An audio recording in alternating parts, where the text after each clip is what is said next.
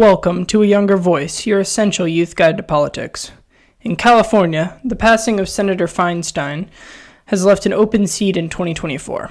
One of the candidates for that seat will be joining us today to discuss his candidacy for Senate and the message he has for young progressive Californians. I'm here with Zafar Inam, who's running for Senate to represent California. He's a professor and engineer running as a Democrat. Thanks for coming on. Thank you for having me, Benjamin. Appreciate it. So usually we like to start our episodes by giving our candidates the opportunity to introduce themselves, give a little bit of a stump speech. So now's your opportunity. All right. Well, thanks for having me. My name is Zafar Inam. I am running for U.S. Senate. It's a vacant seat in California in 2024. The primary would be on March 4th, actually March 5th, 2024. And I am running as someone who's not a politician. I am an engineer. I'm also a professor. I teach at one of the local public universities in California. I have also worked in politics. I've worked as a staffer, so I've worked on the ground level. I've worked for state assembly, state senate, U.S. Congress, assisting constituents with a lot of casework, which would be helping them out with unemployment benefits, veteran affairs, helping veterans that were coming back in 2008, 2009, 2012, 2011. I worked for quite a while. I've been doing this for almost 16 years, being active in the community, helping in our area, mainly helping veterans with their benefits that they weren't able to get back when VA had a backlog. I've helped people with housing issues when they had to refi their homes. And they weren't able to have basically the mortgage was too high for the prices of the back when the housing collapse happened with the big bubble. So I've been active for quite a long time. So I've seen politics from the inside. And I'm also a regular person that actually works a regular job, and I've been in private industry and I've worked in public sector. So I'm someone that understands both sides of the story. And another important thing that's special about me is that I know the job description of being a U.S. senator instead of just thinking that you as a senator would be the individual that knows it all. I understand that you should be better at listening to constituents. So I think I'm best suited for this time because I have fresh ideas. New leadership is needed. I think we need to move forward from getting stuck in the past and going with the divisive rhetoric that we have now, where finger pointing is the usual. So I would be a fresh voice, a new perspective, new ideas, and just starting out with focusing on issues rather than sticking to your platforms that you don't even know who truly belong to. Yeah, absolutely. And speaking of fresh voices, about 1 in 5 voters in California, they're under the age of 30. What is your message, not only as a candidate for Senate, but also as a professor?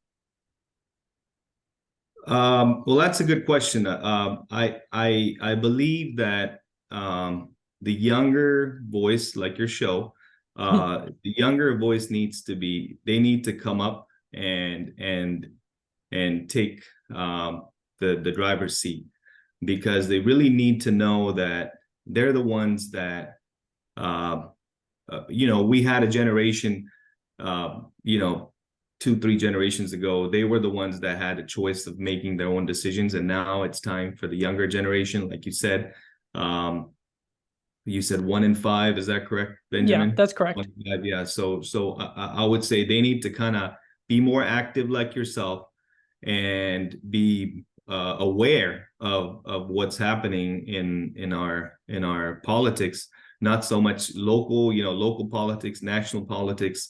They need to be keeping an eye on what really is happening and not really think that they don't have a voice, because your voice is not being heard because you're sitting as a spectator and not getting involved. And they need to get involved and be more aware, civically involved, and keep an eye out to see what they can do. And a lot of times, change is not going to come quickly. It would probably come in small increments, and they just have to be focused and keep doing it little by little, and not lose hope. So I really think that needs to happen with the younger generation, and that's exactly why I'm running, because I understand that it's a uphill battle. There's a lot of other candidates that are better funded because they're currently in Congress and they have money coming in from left and right, and they have a better, I guess you can say, a team that they can go with, and the team would help them out with getting funded, because getting funded, having enough money usually reflects on your campaign. People would not donate to you if you don't already have money. So they are polling better because they're getting more money. So the younger generation really needs to kind of overlook that and focus on what they can do on a smaller scale. Now with social media, I think they can really make a difference. And that's exactly what you're doing. I think Yeah. Your platform and your show really makes that difference.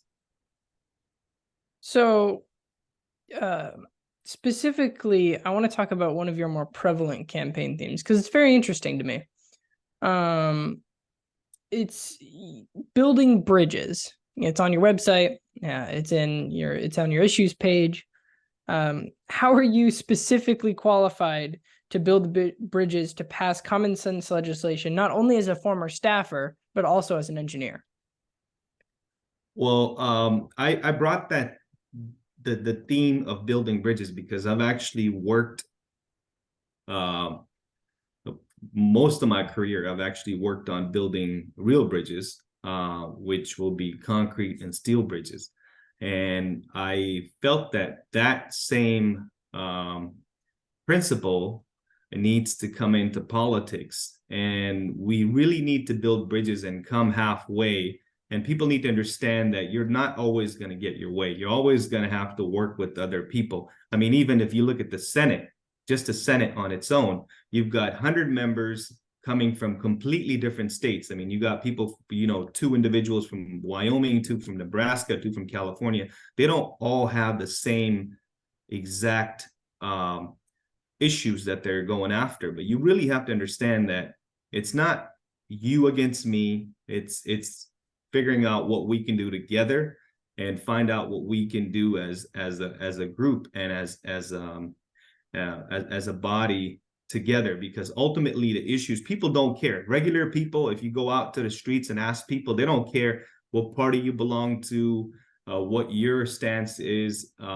I think we need to move forward from that. I understand that we have to go with one party or the other. In my case, I'm a Democrat. However, I feel that building bridges it's not happening. We're focused more on what we already believe in. We're blindly following what we believe in. So I'm uniquely qualified because I don't come from either alliance. I actually come as an ordinary individual who has worked a job, who has taught at universities. I've worked as an engineer. I've actually worked in a private public sector. I've worked as a staffer on the inside to understand the mechanics of politics. So I'm coming in as someone who understands all different aspects of the current situation. So I think I'm best suited because of that, and that's why I brought in the theme of building bridges. So, moving on to the substantive issues. Would you or would you not support federally mandated background checks for firearms? Um, the short answer would be yes, I will, and I think any reasonable person should, because if you're gonna apply for a job, or if you're gonna, even applying to be a professor or a teacher, they run a background check on you to make sure that you're qualified. You don't have anything in your background that would be, a red flag, and that's going to become a problem at a later point. So I know different states, California, where we do have a background check that you have to go through. Some of the states don't. Does at this point, I think if we see what's going on in our communities with states that don't have a background check, with mass shootings and things that are happening, that is completely, it's not acceptable, and it's a lot of times it's happening because of an individual that wasn't supposed to have the gun. So I truly feel if you're a responsible gun owner and you know that um, running through a background check is not going to hurt you. Most of the times if you're someone that's going to drive a car, you need to have a license, right? So if you're someone that's responsible and does not have anything to fear, I don't think it should be a big deal. So I truly do believe that universal background check is important to protect all of us. We all live collectively in a society, and I think we have to protect each other and make sure that not the bad guys get the gun and hurt someone, and it can be us. So, moving on, you've expressed your support for raising the federal minimum wage. I'd like to ask you to expand your position on that a little bit, especially regarding how it'll affect the economy. Minimum wage. I know federal minimum wage at this point, we're at like $7.25. I think it's time for us to raise the minimum wage. I don't think there's a number that I can pinpoint how much it should go up. A lot of people say 15, some people say 17, some people say whatever number they come up with. I don't think I have the research to say what number is good. I think we really do need to raise it because rents have gone up.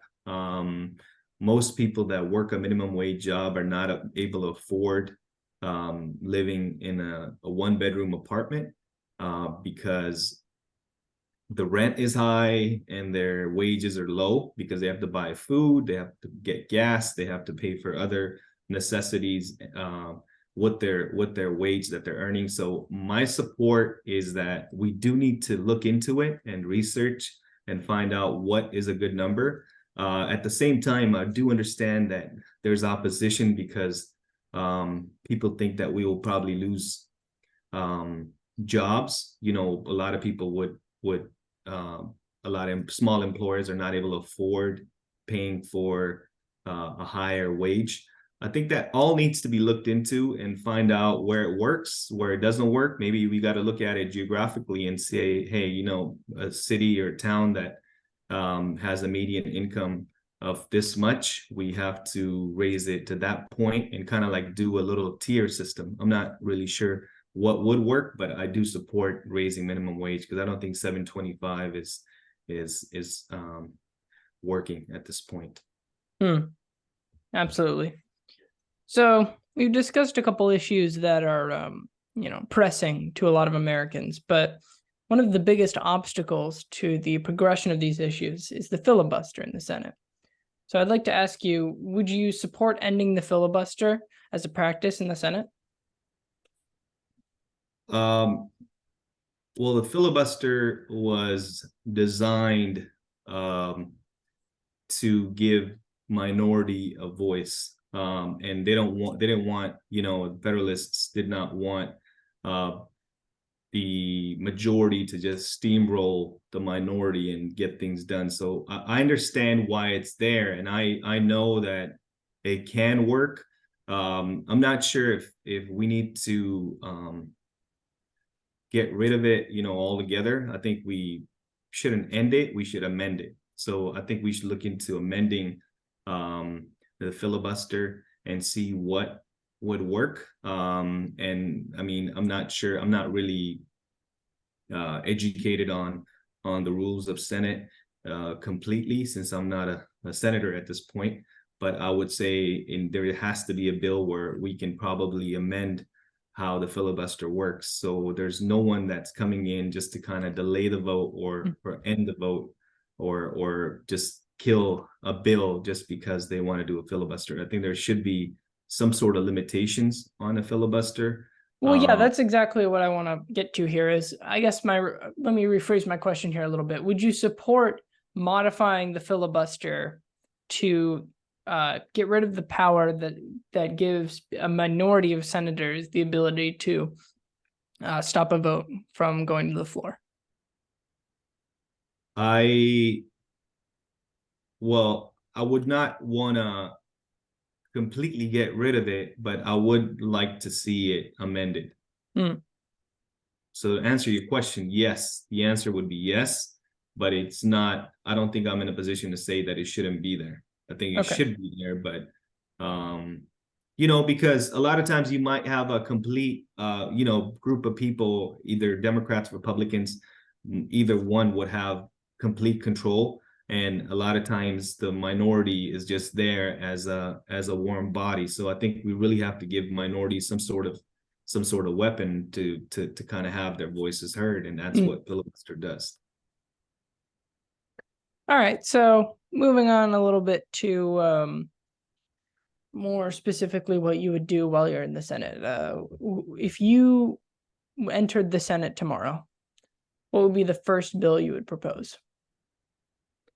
For the state of California, we are facing a housing crisis, and we're facing homelessness is one of the largest or the most talked about issues right now that we're facing in California. So I would like to propose a bill that would or have a legislation possibly that would do a research and find out what exactly is the root cause of homelessness. I've seen a lot of different views on it. I've seen a lot of different ideas thrown around and a lot of money thrown around. I don't think that's either one is the reason why there's a lot of homelessness. I think we need to look into the root cause and find out what would work. A lot of times mental illness is something that people point to. People point to drugs, people point to different things that are out there. So I would like to have money directed towards that, some sort of program that would help either decrease homelessness or help with that, and then also affordable housing. I would see if we can direct money towards that as well, and have affordable housing. I brought up I've looked into homelessness quite a bit. So I've looked at how Finland and Japan have decreased it. It's still controversial. Finland came up with the housing first approach, where they housed people, government funded homes, and then later they had them get back on track and earn their other stripes later, let them look for work once they already had a home, things like that. I'm not really sure if that's a good idea. I think we need to have more research into it. So I'm not saying that we should do what Finland has done or Japan has done, but we should have more research into that. And currently in California, those are the two big issues that I would work on starting out right away. All right. So moving on here a little bit, how do you believe your background specifically as a professor will influence and help you as a future U.S. Senator? I think since I'm someone who's been in education, and I know that, ideas get old, right? And people move on and move forward. I think I see students like now as a professor, I see them talk about things that when I was a student, I would listen and I had completely different ideas. So I think the listening skill is something that I have. And I think I need to understand as a US Senator that the constituents' voice is what you're amplifying when you go to Senate. In my case, I feel that if I can focus on listening to the new voices, the new generation, as well as the older generation, because there were issues that were relevant 40 years ago, but a lot of times those issues they're not something that the current generation is focused on. So me, as someone that's coming from education, but with the educational background that understands that there's new ideas, new issues, there's things coming up every single day that 20 years ago people never cared about. So my background would be just that understanding that you can't be stuck in the past. You can't be focused on what you cared about 40 years ago and you care about now. You have to just move forward and say, hey, you know what? Now the issues have changed. Maybe I haven't changed, but people have changed and there's different things that can be done. So I would be a better listener and I would try to make sure that I can listen to the voices that are on the ground, boots on the ground. I think they know more than someone that's just sitting in Senate, which just one person do not have all the good ideas. So I would be a better listener than what I see currently with our current representation. 100%. So moving on to the lightning round. I'm going to ask, I just have a few questions here. They're short questions that should have short answers. So first of all, what senator do you admire most, past or present? Specifically senator or Yes. Any senator? Okay. I'm someone that I'm not really a party person. I have to go with the party, but I a specific senator that I can say, I don't think I have someone in particular because I haven't looked at their specific Senate background. I've looked at I can say John McCain, I know he's not from a Democratic Party, but I saw that he didn't really go with anything that worked. He kind of went along and talked to everybody and make sure that both parties had consensus on an issue. That's what I noticed. So I would say John McCain in the current, I guess, with someone that I did pay attention to. So as a politician, of course, Abraham Lincoln, but I would say as a senator, I would probably go with John McCain for now in our modern politics. I know he's not a Democrat, but I feel that he did make sure that he built bridges between Democrats and Republicans. All right. Great. So would you say you support or would you say you oppose term limits for United States senators? You know what? I actually support term limits 100%. I feel that if a president has a term limit, if a governor has a term limit, there's no reason that senators should not have a term limit.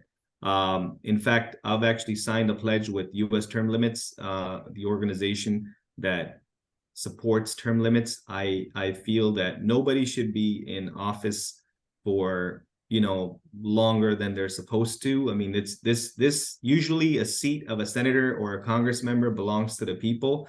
However, the argument is that, hey, if you're gonna be kicking someone out, you can kick them out in 2, 3 years, 4 years. But guess what? That's not how politics works. I've been in politics and I understand that once you're there, you're the one with the connections with the donors, and the donors are the ones that will donate to you because they know you. They don't know the other challengers. It's really hard. It's an uphill battle for whoever is going to challenge you. So I truly believe that term limits will eliminate that uneven ground. So if you're going to term out in a few years, I think you would perform way better because you're going to say, hey, I need to get this done. I'm running out of time. But if you're going to be sitting there for 40 years, 50 years, and you're going to call a seat where the seat belongs to you pretty much, and you're going to sit there even if you're not able to perform, I truly disagree with that. So my answer to your question, I support term limits. I'm not sure in what shape or form it would work, but I support term limits. I'm not sure about the years that we need to have, but I do support term limits, definitely. I would even impose them on me because at a certain point, I'm going to run out of ideas. At a certain point, I'm not going to know what is good because I'll be disconnected from the society at some point. So I need to move forward and have some new voices come in and have them take over. Absolutely. All right. So nice, easy last question. What's your favorite thing about California? My favorite thing are the beaches in California. I mean, California has the best sunshine. We have all the terrains you can think of. We have, mountains, we have beaches, we have deserts, we have, so California, I would say the beaches and the sunshine. Right. You beat California. All right. So before I let you go here, I just want to give you an opportunity to, for some brief closing remarks and if people want to get involved with your campaign, where should they go? Okay, so my website is zafarinam.com. They can Google me, they can find me online and go to my website. They can donate to my website, to my campaign using the website, and they can volunteer. I definitely need volunteers to help me out. Nowadays we text, not so much of calling. So they can go online and find me on Twitter, on Facebook, on pretty much all social media platforms. We're not active on Instagram yet, but we will be on there pretty soon. So yeah, they can go on there. My closing remarks, I would say, if the people of California want to go with the same old story and keep voting for who they've already voted for, and most of the people that are running have already been in office. They've been in U.S. Congress, and they're switching from House to Senate. And if we're going to play the game of switching them from one house to the other, and expect something new, I don't think that would work. I think I'm someone that is not coming in to be a career politician. I'm someone who is an ordinary person running for office, and trying to see if we can make a difference together collectively as ordinary citizens. So I think my candidacy is perfect at this time, because I am someone who understands what goes on when you have a job, you pay your bills, you live your life as an ordinary Californian rather than just being caught up in a political circle, and they only know what's going on in their little small realm, and they don't really understand what is happening outside of that. So that's why I would say I'm probably best suited for this specific time, and I understand what exactly is needed for California at this point.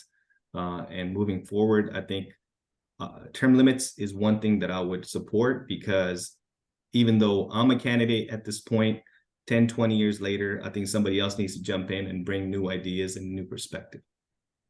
All right, great. So that's our show. Thanks for coming on. I really appreciate it. Yeah, so just one more time, if you Google Zafar Inam for Senate, his website comes up. So if you want to get involved, that's where you should go. Thanks for coming on. I really appreciate it. Thanks for having me.